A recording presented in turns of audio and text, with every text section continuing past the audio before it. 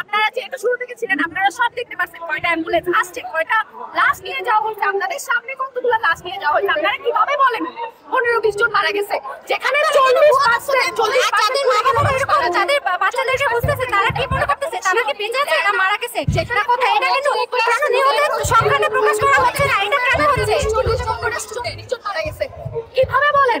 একটা ক্লাসে 30 জন স্টুডেন্ট থাকে, একটা ক্লাসে 30 জন স্টুডেন্ট থাকে। এখানে আমাদের কাছে ছবি আছে, আপনারা তো ভিডিও শুরু করছেন, আহত ব্যক্তিদের কারণে ভিডিও শুরু করছেন। আমাদের বাচ্চাদের বক্তব্য কি ছিল? আহতদের সেভ করা, আহতদের হসপিটালে নিয়ে যাওয়া। তারা কি করছে? তারা এগুলো করে নাই, তারা ভিডিও করছে, লাইভ টেলিকাস্ট করছে। 160 আমাদের কাছে আমাদের কাছে আছে 160 এর উপর। ভিডিওগুলো আমাদের সব ভিডিও আছে। আপনারা যখন নিজেরাই ভিডিও করে দেখাইতেছেন যে ক্লাসের মধ্যে একটা কত বছর পুরো ছাই হয়ে গেছে।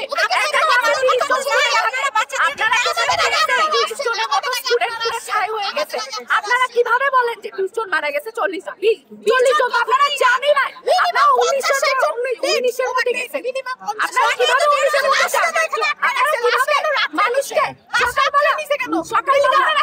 সকালবেলা একটা আঙ্কেল আমার কাছে আয়সা বলে, ভাই কয়জন মারা গেছে?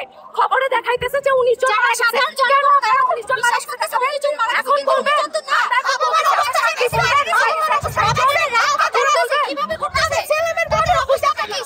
এখনো তাদের বড় হয় না, তাদের বডিটা কোথায়? ওখানে আমাদের 30 জনের বেশি, 50 জন ওভার প্লাস ওখানে ডেড হয়েছে। তাহলে কারা কোথায় আছে, কিভাবে আসতেছে? আমরা যেখানে আমরাও সারা রাত ঘুমাইতে পারি নাই। ওইসব মা বাবার কি হয়েছে যারা ভালো করে জানেও না আমার মেয়ে বাইচে আছে, আমার মেয়ে মহিলা আছে, আমার ছেলে বাইচে আছে, আমার ছেলের ডেড বডিটা ইভেন আমি পাবো কিনা, যারা এটাও জানে না তাদের মনের অবস্থা জানেন। আমাদের একটা স্যার, তার মেয়ে মারা গেছে, জানাজা দিয়ে আসছে। এটা কত বড় কষ্টের কাহিনী। সে মেয়ে হওয়ার পর সে মিষ্টি খাওয়াইছিল, পুরো ডিপার্টমেন্টকে মিষ্টি খাওয়াইছিল, তার মেয়ে মারা গেছে। তার কষ্ট লাগে না? আমাদের একটা টিচার মারা গেছে, আমাদের কষ্ট লাগে নাই? তোমরা কেন লাশ লুকাবে? কেন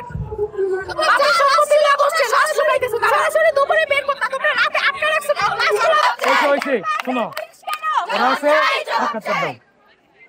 বলেন তো সাক্ষাৎ